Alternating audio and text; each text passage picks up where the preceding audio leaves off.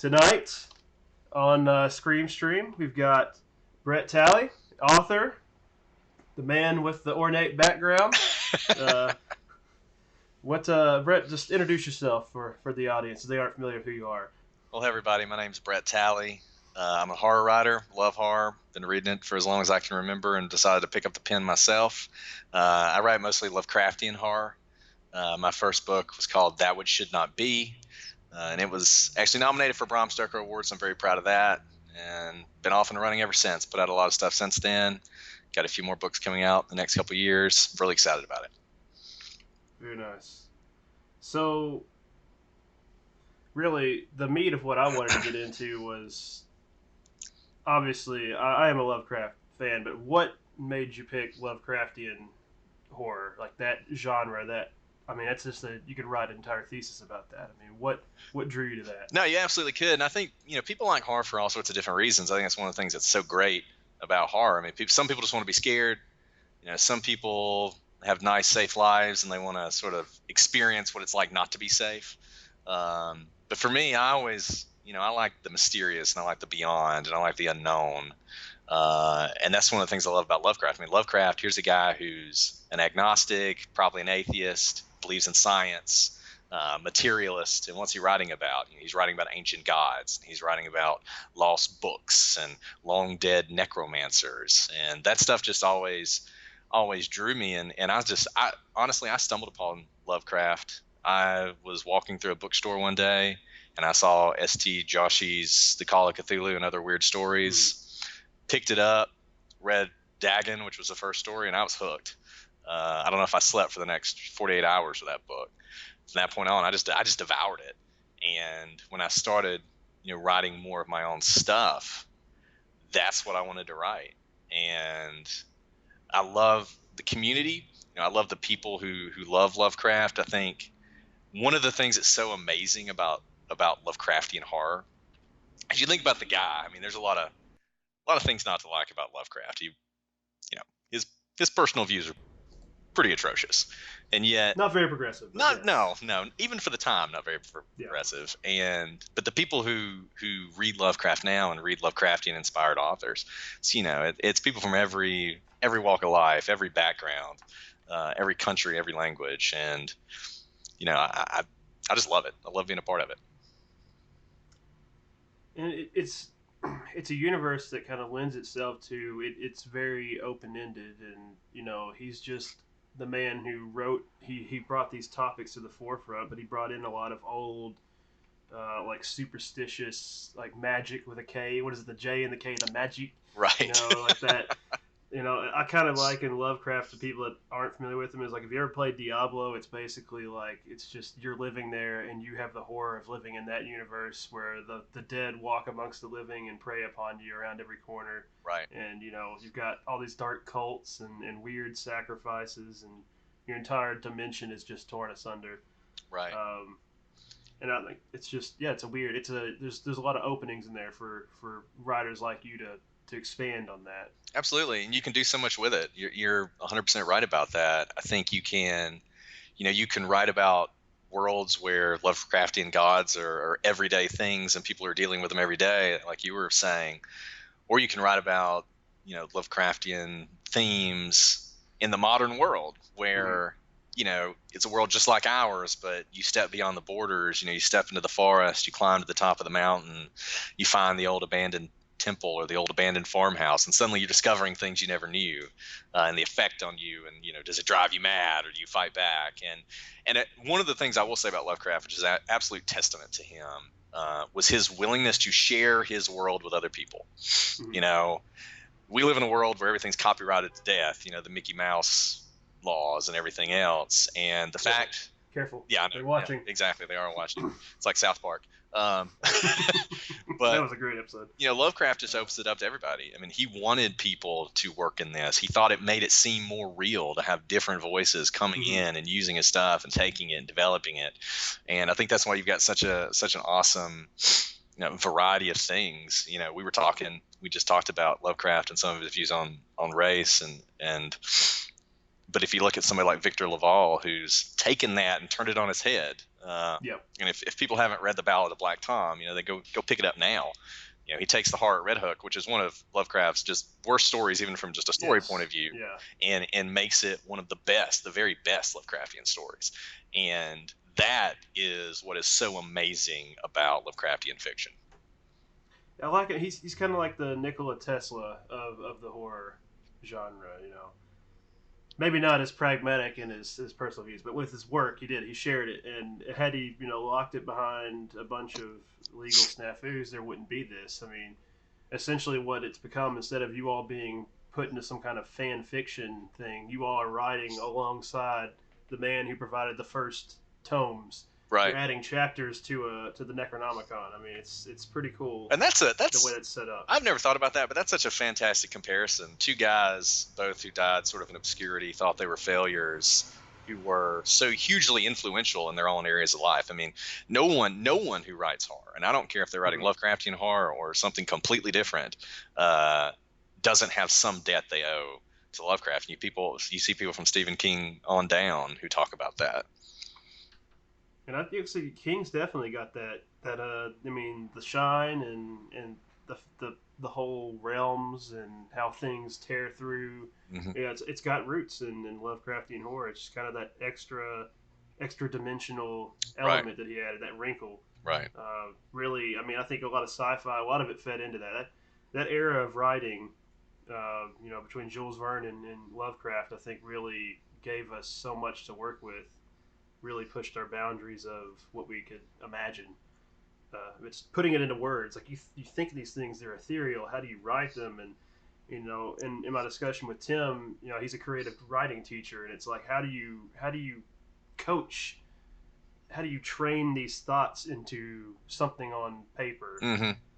It's for you all to do this and have it be your job is incredible. Like, you made a career out of writing.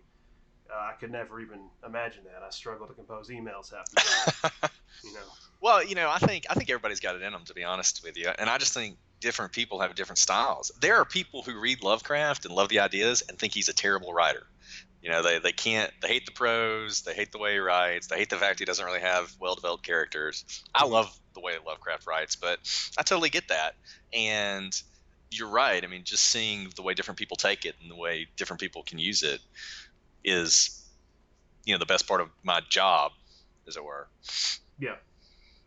And so while we're in that Lovecraft vein, it's pretty much where we're going to stay around. But how did you approach the writing process in general, and the horror writing process in specific? Is there you got a tried and true method, or you just kind of mix it up every time? So when I sat down to write That Which Should Not Be, my idea was I wanted to write a very traditional sort of gothic horror. Nothing experimental, nothing crazy, nothing, postmodern, just classic gothic horror, but in the Lovecraft world. And I will tell you, the way I wrote that book, the way I write all my books, I basically wrote a paragraph about what the book was going to be about. And in that paragraph, there were, 5 points that I had to get to. And then I just started writing. And the paragraph always stayed at the bottom and sort of guided it. But I just write kind of by the seat of my pants as the story comes to me. Now, I know a lot of people hate that, don't do that. I know people who they outline every single chapter. They have character bios as long as some books. And that's, I think different, like we were talking about earlier, I think different things work for different people. But for me, it really is just sort of sit down with an idea that's been banging around in my head and just go see what happens. And that kind of lends to my writing style when I do try to make stuff. 'Cause I'm more of a short story oriented person, and I think a lot of those Lovecraft tales, they're very succinct. They're like what's that series on Netflix? One sentence horror stories. Right. It's kind of like, how far can you go with this one theme before it gets too tired? And I think that anthology style works. And I'll tell you, I think short stories are the hardest thing to write. I think I think they're the scariest stories and they're the best stories when they're done well. But managing to get the entire story and everything you want to say down to that bite-sized chunk, that's hard. When you have 100,000 words, you can do a lot. When you only have 1,500 words, you got to zero in on what you want to say. It's like, what's between the lines speaks so much. So exactly. You gotta be really creative at hiding that in there and Exactly. conveying that. Exactly. So, you've made a career out of this. Was it hard to find a voice in horror writing to break through like the big names like Kuntz and King, and how did how much of a struggle was that to get noticed and really get some traction?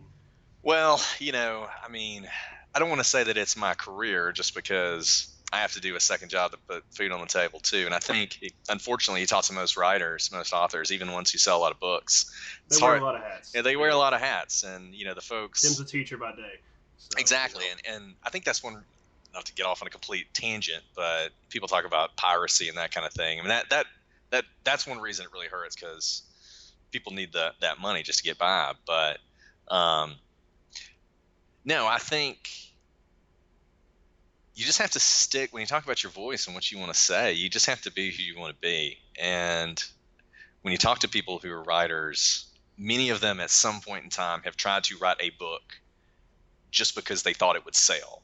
Does that make sense? They tried to yeah. write what they thought somebody wanted to hear, to try and make it big, right? And almost to a man, they'll tell you it just doesn't work, because the reader sees through it. The reader sees that your heart's not in it, your passion's not there. And I think, number one, don't be discouraged. I wrote my first book. I must have sent out, I don't even know how many letters to publishing companies and agents, right? And the vast majority, you get nothing back. One of the nicest things someone ever did was an agent wrote me a letter back, which almost never Yeah. happens, and talked about how they'd read the book and they really liked the book, but it wasn't for them. They gave me some pointers, and I took all those pointers. And then, like it's like the light bulb in Edison, right? The 100 times doesn't work. The 101st time, suddenly the light goes off. So I think that would be what I would tell people. Whatever your voice is, find it, stick to it, be true to yourself, write what you want to write. There are a lot of people out there, and there is an audience for what you want to say. So just go out and do it. That's good advice. So obviously, you spend a lot of time in horror. Who are some of your favorite influences outside of Lovecraft, and some contemporary projects and people that you've liked a lot? Well, I'll tell you. So in Lovecraftian horror, there's a guy named William Holloway, who I just paired with doing an anthology that's coming out later this month. And I bring him up not for the self-service of pushing that book. Well, this is the Oh, nature that of this. works. We're talking to you. You shield your projects. But It's perfectly acceptable. he is the best. He is the best Lovecraftian writer you've never heard of. He has a good book. I want to murder him for this title alone. He has a book called The Song of the Death God. Oh, Yeah. damn. Yeah. Yeah, that's pretty good. It's on Amazon. It's actually The Immortal Body was the first one. Song of the Death God's the second one. But you could just read Song of the Death God if you just want to read it for the awesome title alone. It's on Amazon, and it is easily one of the best Lovecraftian books ever written. Outside of Lovecraft, there's a guy named Ronald Malfi, who everybody's going to hear more about because one of his best novels has been picked up by, I think, Amazon, and they're going to turn it into a series. Nice. But that guy, he is awesome. He wrote a book called December Park, which is just fantastic. If you like Stephen King, I hate comparing everybody to Stephen King, but honestly, if you like Stephen King, he's kind of in that same genre, was taking ordinary people, throwing them into an unusual situation, and seeing what happens. And he's fantastic. And then there's some other guys, sort of going to the Jonathan Jantz, I know, is really making a name for himself. And then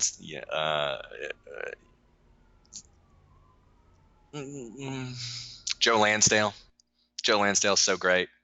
Those are just some of the names. I mean, I feel like we're kind of in a golden age of horror. I think people say that all the time, but I actually think we are right now in a golden age of horror. Uh,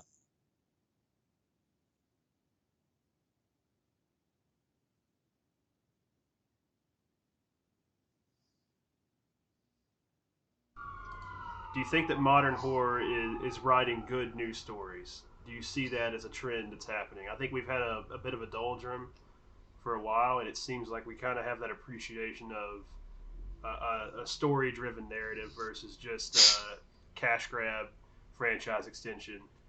Right. Do you see that? Do you agree with that? Disagree with that? Well, I think what you're seeing is you've seen an explosion of small to medium-sized presses that are putting out horror. A lot of them are really good. Some of them don't last very long, but they put out good stuff while they're there. I think you are seeing people outside of the Stephen Kings and the Dean Koontzes of the world who are really starting to make a mark. So I think we are in a golden age, and I think we are seeing unique and different stories. And another thing you're seeing is you're seeing people from all sorts of different backgrounds writing this stuff. If you go to a Horror Writers Association convention, I mean, we talked about this earlier, but you meet people from every part of the country, from every possible background, but they're all writing horror.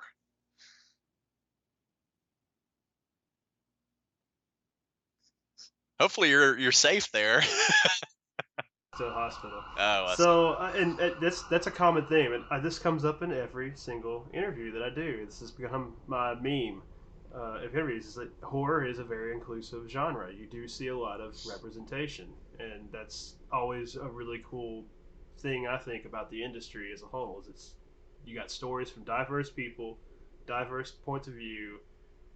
Because horror is inherently uncomfortable, and it puts you in uncomfortable situations. It makes you deal with people and places and things that you don't want to. You're out of your comfort zone. Right. And I think that makes them like the narrative a stronger story for people that survive it or overcome it or fall victim to it.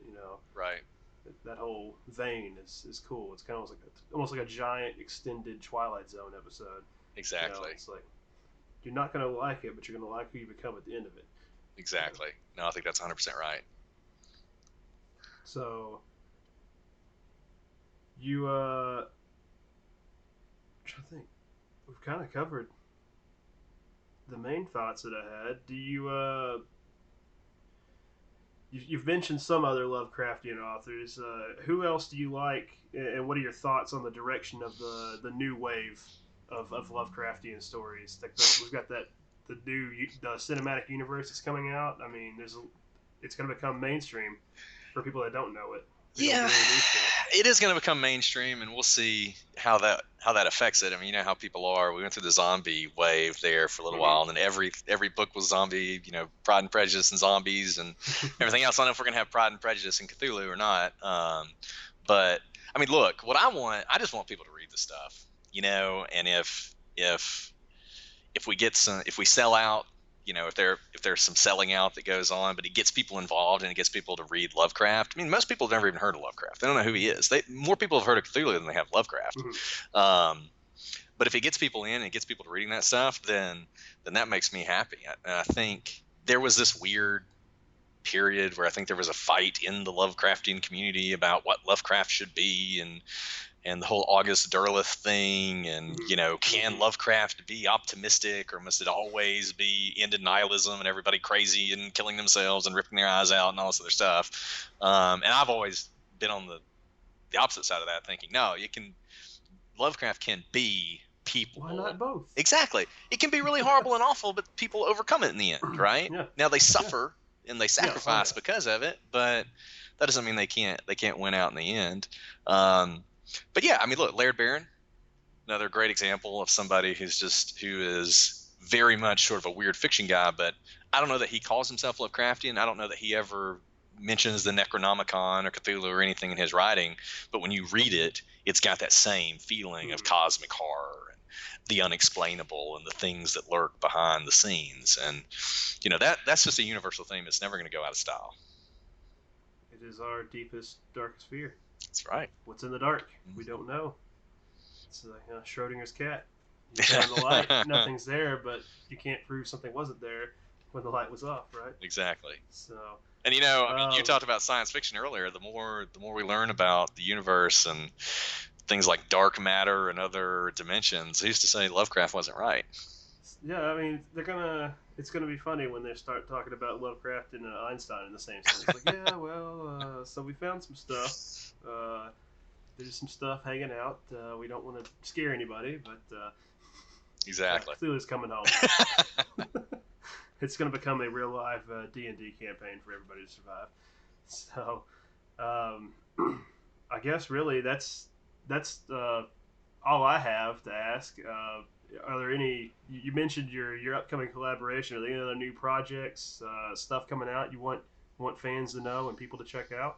Well, I do have that. I have a new anthology coming out at the end of the month. I think it's November 29th, so just around the corner. It's called the Abyssal Plain, and It's a it's great name, by the way. thank I you. love that I'm name. glad you like it. And basically, there has been it's an anthology, 4 long stories written by 4 different people, one by me, and a couple other authors who are all great, all in this universe of where there's been this catastrophe that people can't explain and things start changing. And what they don't know is that this is sort of the beginning of the return of the old ones. Mm. And so it's different from a lot of Lovecraftian horror, which happens either right before that or well after it. This is, how are people dealing with that? How are they trying to survive? What are they trying to do when they're up against impossible odds? So I think people like it. I hope people check it out. It's gotten a lot of really good buzz early on, so we're very excited about it. Very cool. Very cool. Nothing like being on the threshold of hell, as Clark Griswold Exactly. So we'd like to thank you for coming out and talking to us tonight, Brett. Appreciate it. Hope the Scream Stream audience enjoys it. Well, thanks for having me, and I'd love to come back anytime. Absolutely.